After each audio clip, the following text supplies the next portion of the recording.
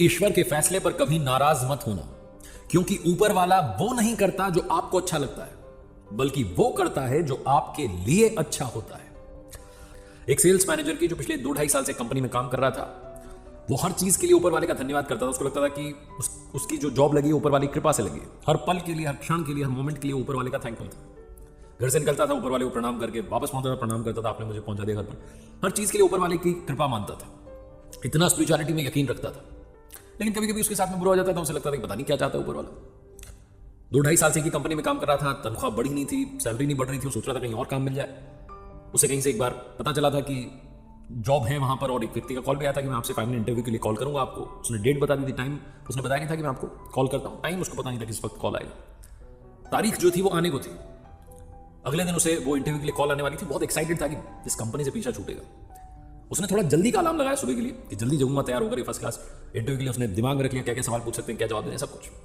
लेकिन अगली सुबह जब वो जगा, तो जिस समय का उसने अलार्म लगाया था सुबह 5 बजे का, वो पता नहीं कब बजी 5, उसकी नींद खुली 7, 7:30 बजे। वो लेट हो रहा था, उसे गुस्सा आने लगा कि पता ही नहीं चला अलार्म कब बज गया। भागते दौड़ते उसने फटाफट से तैयारी की, नीचे पहुंचा बिल्डिंग के, बाइक स्टार्ट करने लगा, लेकिन बाइक स्टार्ट नहीं हो रही थी, खराब हो रही थी। बाइक खराब हो चुकी थी। गुस्से में बाइक को वहीं खड़ी करके स्टैंड पर निकल गया बाहर सड़क पर। ऑटो ढूंढने लगा, बड़ी मुश्किल से एक ऑटो मिला। ऑफिस पहुंचा तो लेट हो चुका था।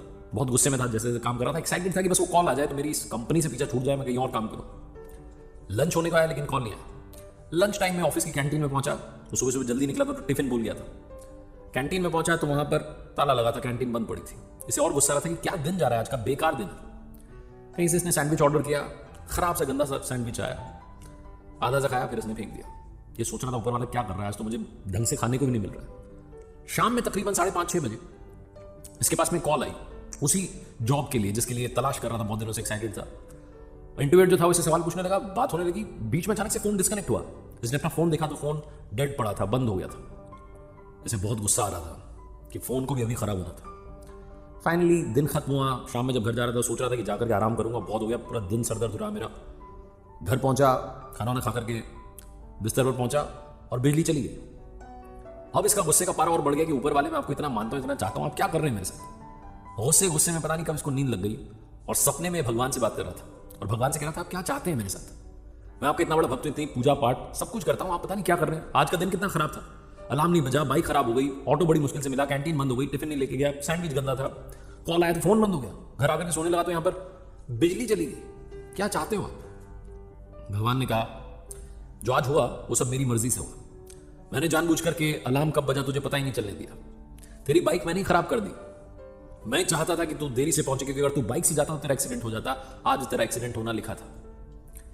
अच्छा हुआ कि कैंटीन बंद थी, क्योंकि उसका खाना खराब हो चुका था, तुझे बीमार कर देता बहुत ज्यादा।